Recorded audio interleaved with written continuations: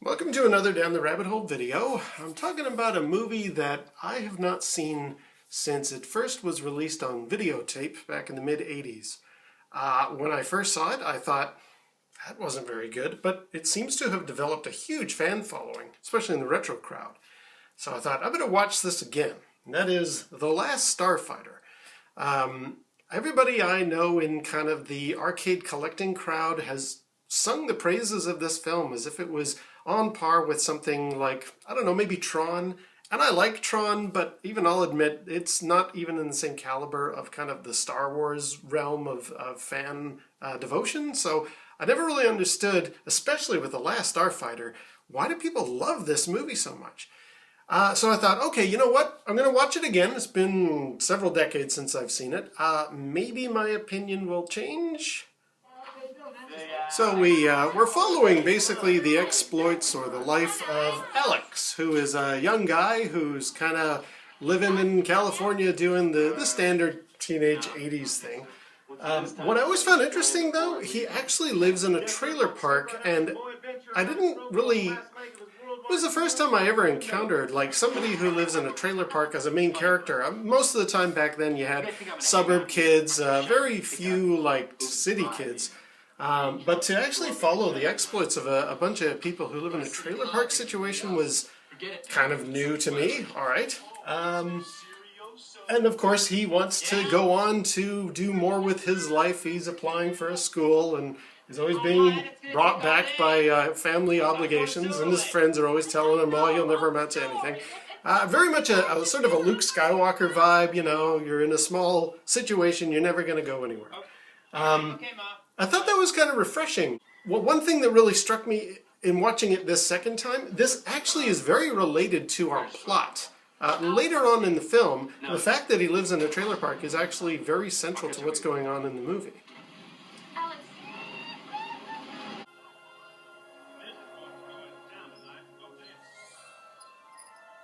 See what I mean? It's straight out of Star Wars. He's looking at practically the twin setting suns in a way.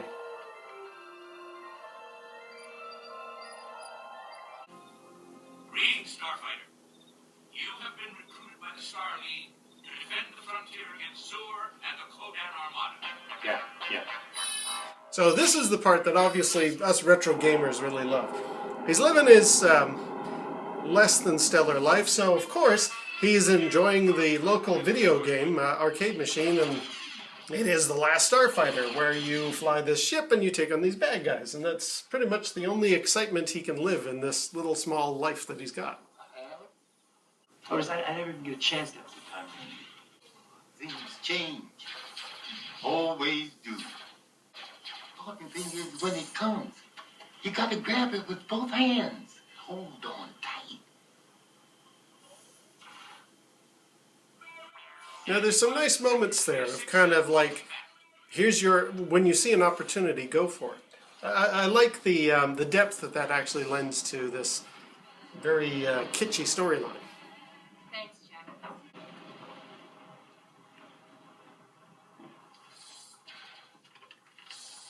There comes Maggie, his girlfriend. I wanted to get back to you. Okay?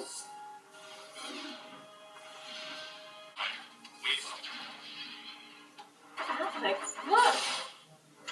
Oh my God, was it $900?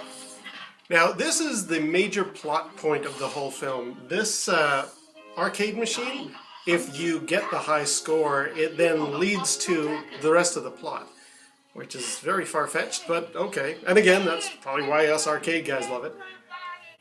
Alex is going for the record! What I find hard to believe, though, is this town full of small town folks are all really excited that Alex is going to make the high score. Wow! Like, is that... Even in that time, people didn't care about arcade machines. It was a very niche kind of a hobby, even back in the prime time of arcade machines. So for this scene of the town to all rally with Alex and root him on for his high score, it's very unbelievable, very cheesy, and it actually is directly related to the very end of the film, but we'll get to there eventually.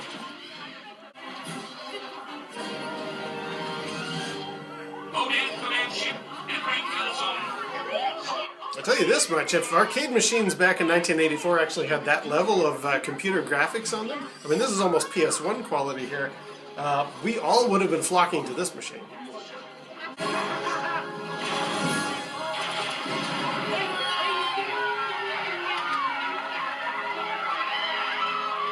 And the crowd goes wild, which would never really happen.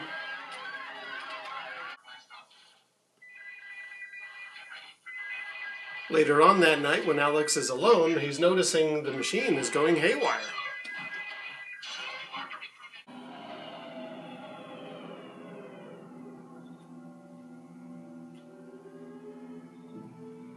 And up pulls a DeLorean station wagon? Hello? Excuse me, son. Can you tell me the name of the person who broke the record on that game over there? Where I might find him? Centauri is impressed. I've seen him come and I've seen him go, but you're the best, my boy. Dazzling. Light years ahead of the competition. I really like Robert Preston's performance as Centauri, and I did back then, although for some reason I was thinking as a kid, like, is this our Obi-Wan Gandalf guy? And if so, he looks and acts a little bit more like Matlock.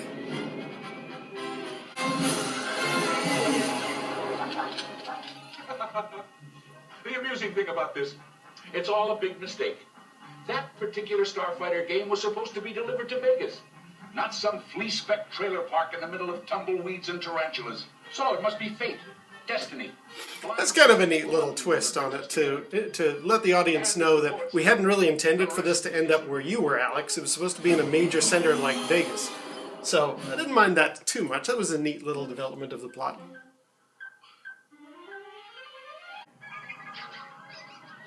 Where does Centauri deliver Alex? He takes them through space to an alien space station. And we get to see all of them here. We get to see the set.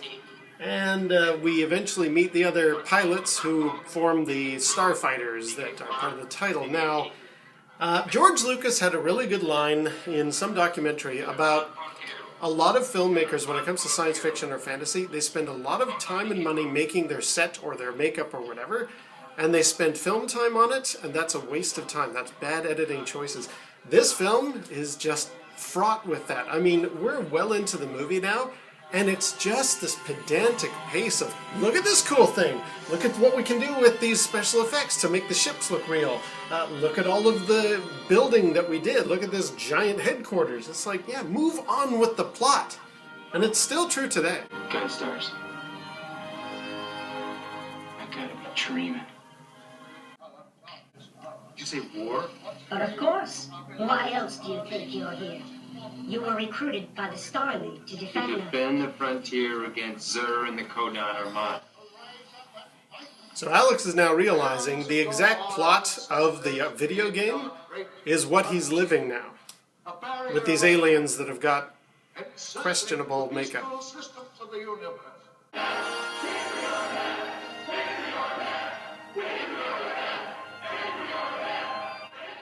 So as they're all shouting victory or death, Alex goes to find Centauri. Doesn't realize he's in a war. But again, we spend a lot of time looking at the set. This is a restricted area, off limits to... My apologies, Starfighter. Star Navigator First Class Greg, at your service, sir. Now, Dan O'Hurley as Greg, even when I saw the film originally, I thought, I like this guy.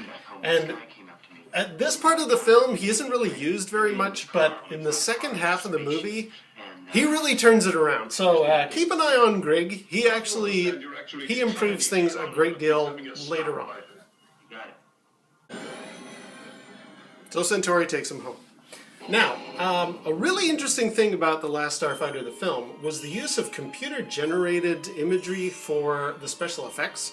This is the frontier, which we get to later in the film, and is actually responsible for my favorite line of the movie.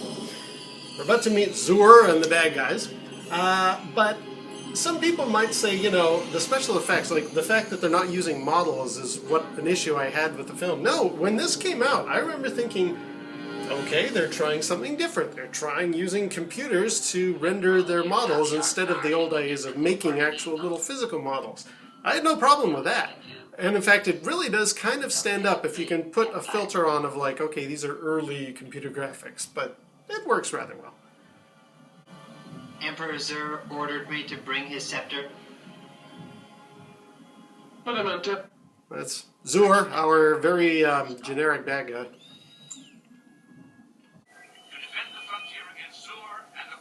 So Alex gets home.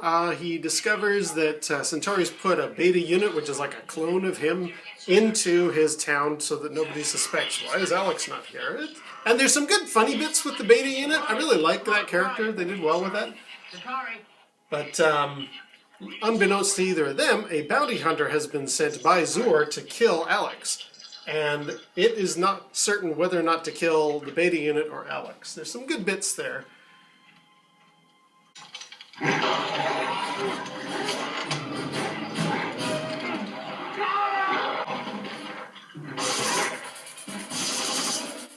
Unfortunately, the gunfight is really poorly handled. I mean, I've seen better gunfights in the A-Team. Centauri, look out! What the?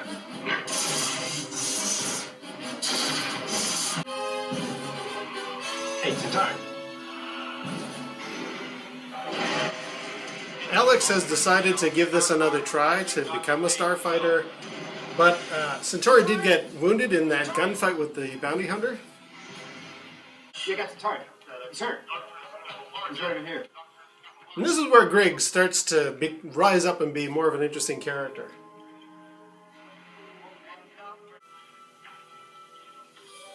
Alex, I want you to know it was for the greatest good. I brought Don't you. really understand why they're looking straight at the camera in this shot. Of course. It's a little weird. Grasp the target control with your right hand. At your fingers is the weaponry. The lasers, photon bolts, and the... particle beams. Hey, wait a minute. This is just like back home. What's this? Careful, careful! That's Death Blossom, a weapon of last resort. We're going to talk about Death Blossom in a second. But Alex has realized these ships that he's really sitting in are exactly like the arcade machine. And they take off.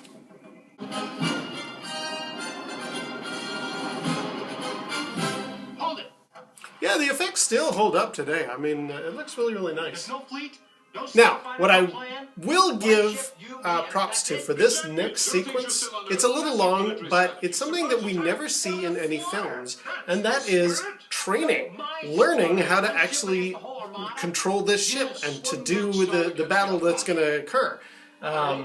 It's one of those moments that admittedly no film really seems to cover, I guess for pacing purposes. Like Luke Skywalker, a farm boy, can just suddenly jump into an X-Wing and attack the Death Star, that kind of thing. And I hear the new Power Rangers movie also has a big problem with this, where they just suddenly know how to use their vehicles.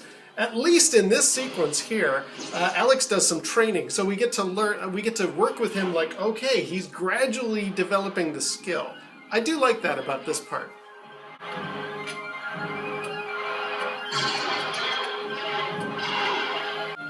Steady, don't fight the chair. Take your time, watch your gun sights, lead your targets. Nice place. Reminds me of home. This reminds me of home. I live below ground. With my... This is kind of important. I mean, it seems like a slow little moment in the film, but I like it, and it actually... Remember I said at the beginning, the trailer park angle? This is where this becomes really crucial to the plot. At least until Zur turns them into slaves.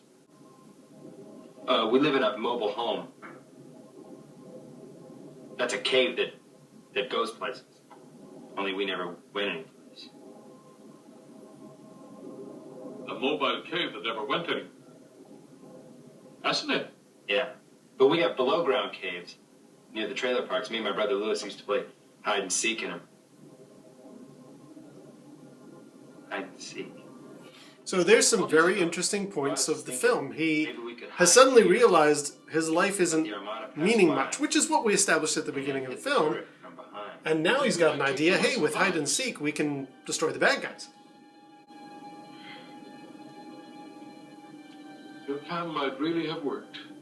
What a pity there are no starfighters left to carry it out. Yeah. And that's a really good bit from Greg. That works for me.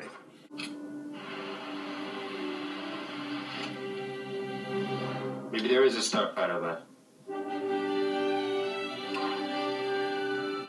It's a good bit. It is a good bit. The Armada will break through the frontier here and reach Rylos in 20 clicks. This is my favorite bit, by the way. Fighters will precede the mothership. Squadrons? How many squadrons? It's this communication turret that sends out the commands to the deck fighters, which enables them to act as one during the fight. Wait a second. We knock out the turret to get the fighters. But to get the turret, we gotta... So establishing wipe out one thing, the entire fleet will be destroyed. We'll all figured out by the time we reach the frontier. What's that? The frontier. Proceed with the visual attack formation. Yeah, I've always liked that, the frontier bit. Very witty writing, and even when I originally saw it, I thought, that's pretty good, I like that. Remember, Death Blossom delivers only one massive... Unfortunately, this is another part that I don't like. The Death Blossom we talked about before. He has never been tested. It might overload the systems. It's one of those like, oh, we've never used this before, but it's a kind of a Deus Ex Machina.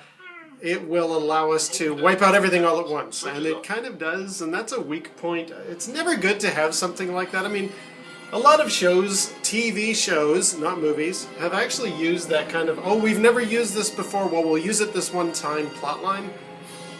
Never liked it, don't like it in this. Although it does make for a pretty cool effects shot.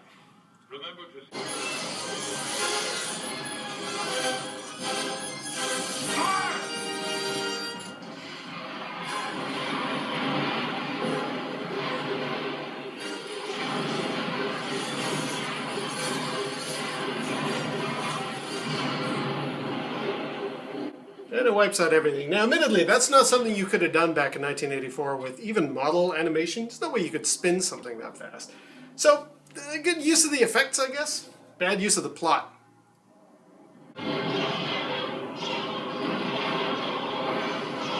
So we've re-established power. We know we just have to hit that one thing and it'll wipe out everything. She won't answer the helm. What do? We die.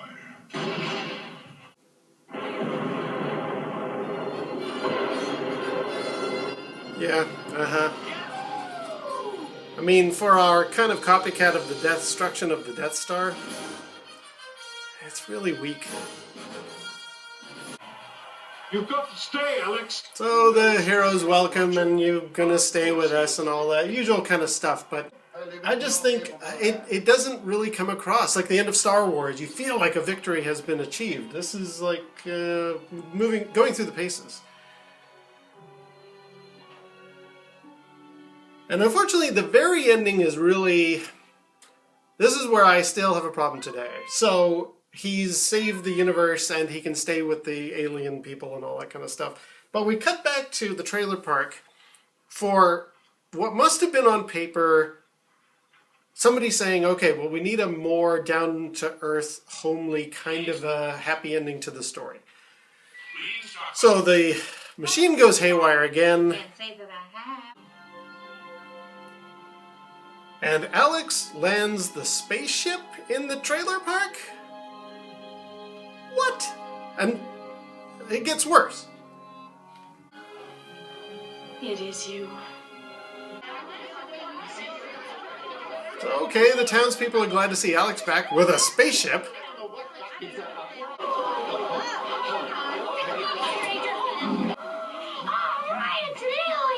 Oh, no, wait. Hey. Now, I'm guessing the writers thought this was cute to show the villagers, the townspeople, the alien buddy Greg. And he's quite charming in the scene. But this doesn't make any sense. Like, why? How you doing? I do well. People are fine with a spaceship landing and an alien and everybody's shaking hands and it's all good. It's just terrible. And it's this in and of itself, okay, I could forgive it if at least there was a valid reason for it. The reason they give is terrible. Time to leave, Alex. Alex? I have to, Ma. They need me up there. So what was the point of coming all the way to Earth just to say hello and then go all the way back? Sorry, Squirt. There's only enough room up there for me, Brig, and Maggie.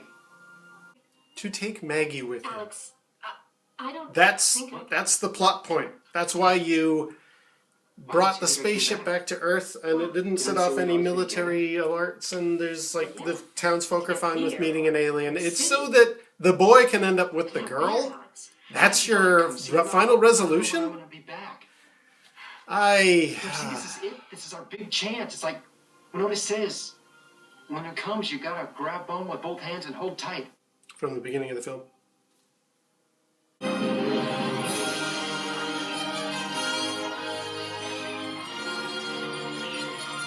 So defying all kind of reason and logical kind of explanations, they went with a romantic happy ending. This baby really packs a punch.